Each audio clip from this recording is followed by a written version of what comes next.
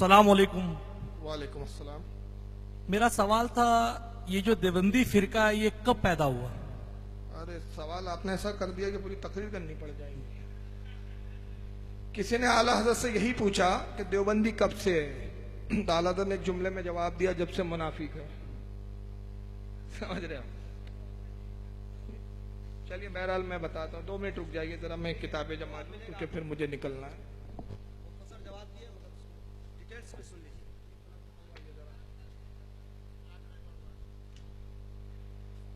वहाबी फिरके की जो बुनियाद है,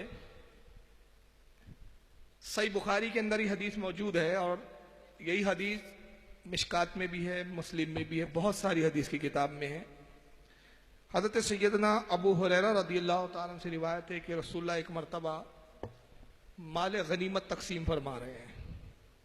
जंग से कुछ माल आया हुआ था, उसको तकसीम कर रहे थे। हुजूर की आदत करीमा थी कि जो असहाबे बद्र थे, जिन्होंने जंग बद्र में शिरकत की थी, 313 असहाब जो थे, उसमें से 3 अफराद जंग बद्र में, ये 13 अफराद शहीद हुए थे और 310 साहबा हयात थे। तो हुजूर की आदत करीमा थी कि जब कोई भी माल तकसीम करते तो असहाबे बद्र को दुगना हिस्सा देते थे, इसलिए कि उन्होंने इस्लाम का उस वक्त साथ दिया जब कोई इस्लाम का साथ देने वाला नहीं था। बड़े सख्त हालात में उन्होंने इस्लाम को जो है सींचा था। रसूलुल्लाह सल्लल्लाहु अलैहि वसल्लम उन्हें एजाजी तौर पर डबल हिस्सा दिया करते थे और आम साहबा जो बाद में ईमान लाए थे उनको एक हिस्सा मिलता था। तो अल्लाह के नबी असहाबे बद्र को 2-2 हिस्सा दे रहे थे। अबू हुरैरा कहते कि तभी एक शख्स आया जो कबीले बनु तमीम का था। कबीले का नाम क्या था? कबीले बनु तमीम। उसका एक नौजवान आया, उसका नाम था जुबुल खवैसरा। जुबुल खैसरा आता है और कहता है, इदिल या मोहम्मद, मोहम्मद इंसाफ से काम लीजिए। या आप क्या कर रहे हैं, किसी को 2 दे रहे हैं, किसी को 1 हिस्सा दे रहे हैं, देने तो बराबर बराबर बांटिए। अब देखिए रसूलुल्लाह को इंसाफ सिखा रहा है वो खबीस, उसे इंसाफ सिखा रहा है जो खुद सरापा इंसाफ है, उसे इंसाफ की बात कर रहा है जो खुद इंसाफ कायम करने आ रहा है। कहता है इदिल या मोहम्मद, है मोहम्मद इंसाफ से काम लो, कैसे तकसीम कर रहे हो? तो आका सल्लल्लाहु अलैहि वसल्लम जलाल में आया, फरमाया बदबख्त वैलका, तुझ पर खराबी हो, तुझ पर तबाह हो जाए तू खबीस। अगर मही इंसाफ से काम ना लूं तो रुए जमीन पर फिर इंसाफ करने वाला कौन रह गया है? अगर मैं इंसाफ से काम ना लूं। हजरत उमर जलाल में आए, तलवार खींच ली, कहा या रसूलुल्लाह इजाजत दीजिए, अभी इसकी सर गर्दन अलग कर देता हूं।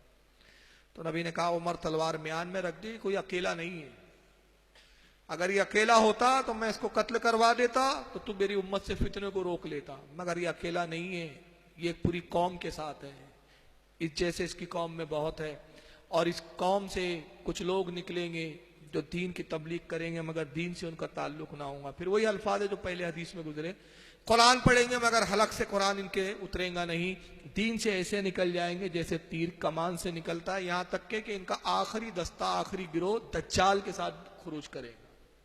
ये सही बुखारी में भी मौजूद है, ये हदीस मुस्लिम में भी और मिशकात के अंदर भी मौजूद है और भी किताबों में मौजूद है। तो ये कबीला किस कबीले से था? ये जुबुल खवैसरा मालूम है आपको? भूल गए, अभी तो नाम लिया मैंने। कबीले बनु तमीम से। और इसके अलावा भी कुछ रिवायतें आती कि हुजूर ने कबीले बनु तमीम पर हमेशा लान तान किया। सही बुखारी के अंदर और सही मुस्लिम में हदीस आती है कि कबीले बनु तमीम के कुछ लोग आए, अल्लाह के नबी ने फरमाया कि बशारत कबूल करो, ए कबीले बनु तमीम के लोग बशारत कबूल करो और ईमान पर इस्तेकामत इख्तियार करो। उन्होंने कहा मोहम्मद हम तो ईमान ला चुके, हम बशारत नहीं चाहते, माल चाहते, हमें पैसा दीजिए। हुजूर जन्नत की बशारत सुनाना चाह रहे हो? कहते नहीं वो तो बाद में देखेंगे, पहले पैसा दीजिए हमको, हमको माल चाहिए। सरकार ने चेहरा उनसे नाराज होकर फेर लिया। उसके बाद फिर कुछ यमन के लोग वहां मौजूद थे, अल्लाह के नबी ने यमन वालों से कहा कि ऐ अहले यमन, तुम बशारत कबूल करो कि कबीले बनु तमीम वालों ने, नजद के लोग थे, ये नजद का कबीला था, कबीले बनु तमीम कबीला भी नजद का था, इन्होंने तो बशारत कबूल करने से इनकार किया, तुम बशारत कबूल करो। तो उन्होंने कहा या रसूलल्लाह हमने अल्लाह और उसके रसूल को इख्तियार कर लिया। हुजूर ने उनको बरकत की दुआ दी, चुनांचे उन्हीं कबीले से यमन से ओवैसल करनी पैदा हुए, जलील कद्र वली, और अल्लाह के नबी ने फरमाया कि शाम और यमन वो है जहां पर अब्दाल पैदा होंगे। और कबीले बनु तमीम के ताल्लुक से आपने फरमाया कि अल्लाह की लानत हो इस कबीले पे, लानतें भेजी। इसी कबीले बनु तमीम से मोहम्मद इब्न अब्दुल वहाब नजदी पैदा हुआ। ये उसी कबीला बनु तमीम का, ये मैं नहीं कह रहा, इन्हीं के घर की छपी हुई आप किताबें देख लीजिए, जिसमें सीरत मोहम्मद इब्न अब्दुल वहाब नजदी है, हयात शेखुल इस्लाम मोहम्मद इब्न अब्दुल वहाब नजदी अब्दुल्ला बिन बास की किताब है, उसके बाद शेखुल इस्लाम मोहम्मद इब्न अब्दुल वहाब नजदी एक मजलूम मुफक्किर जो मसूद नदवी की है वो देख लीजिए। सारी किताबें जो इनकी छपी है अब्दुल वहाब नजदी के सवाने हयात पर, सब में बाकायदा लिखा है कि मोहम्मद इब्न अब्दुल वहाब नजदी का जो ताल्लुक था कबीले बनु तमीम से था। और अल्लाह के रसूल की हदीस नजद के बारे में ये आई है, सही बुखारी के अंदर ये हदीस मौजूद है, जिसके रावी हजरत अब्दुल्लाह इब्न उमर है। वो कहते हैं कि अल्लाह के नबी सल्लल्लाहु अलैहि वसल्लम ने दुआ की और दुआ करते हुए कहा, अल्लाहुम्मा बारिक लना फी शामिना, अल्लाहुम्मा बारिक लना फी यमनिना। यमन और शाम के लोग मौजूद थे, दुआ की सरकार ने, परवरदिगार बरकत नाजिल फरमा मुल्क यमन में और मुल्क शाम में। तो नजद के लोग वहां मौजूद थे, खड़े हुए और कहा, वफी नजना या रसूल अल्लाह, अल्लाह के रसूल नजद के लिए भी दुआ कीजिए। सरकार नजद के लिए भी दुआ कर दी। हजरत अब्दुल्लाह इब्न उमर कहते हैं हुजूर ने फिर दूसरी बार दुआ की और नजद का नाम नहीं लिया, फिर दूसरी बार भी यही कहा, अल्लाह बरकत नाजिल कर यमन में, बरकत नाजिल कर शाम में। दोबारा नजद के लोगों ने फिर कहा, या रसूलल्लाह नजद के लिए भी दुआ कर दीजिए। हुजूर ने नजद के लिए दुआ नहीं की। 3 बार जब यह मामला हुआ तो अब्दुल्लाह इब्न उमर कहते हैं तीसरी बार जब उन्होंने कहा नजद के लिए दुआ कीजिए, तो आका ने फरमाया, मैं नजद के लिए कैसे दुआ कर सकता हूं कि वो फितनों की जमीन है, वहां पे जलजले होंगे, फितने पैदा होंगे और वहां से शैतान का गिरोह निकलेगा, शैतान का गिरोह निकलेगा। चुनांचे हुजूर ने नजद के लिए दुआ नहीं की। मोहम्मद इब्न अब्दुल वहाब नजदी नजदी का पैदा हुआ है। इन लोगों ने खुद लिखा कि उनकी पैदाइश नजद के शहर ओईना करके इलाका है और फिर वहां से वो दरैया आया। आज इन्होंने, क्योंकि हदीसों में नजद की बुराई आई थी, नजद के बारे में हदीसें मौजूद है, तो इस जिल्लत से बचने के लिए अब नजद मुल्क को तो खत्म नहीं कर सकते थे, उसका नाम चेंज करके नजद का नाम बदल के अब क्या कर दिया, रियाद। ये रियादी वही है जिसका पुराना नाम नजद है और आज उसको राजधानी बनाया है। बताइए, सहाबा के जमाने में मदीना राजधानी रही, कूफा राजधानी रही, मक्का राजधानियां रही, मगर इन्होंने ना मदीने को चुना राजधानी के लिए, न काबे को चुना, क्या चुना, नजद को चुना, क्योंकि इनका बाप ही नजद से पैदा हुआ है ना।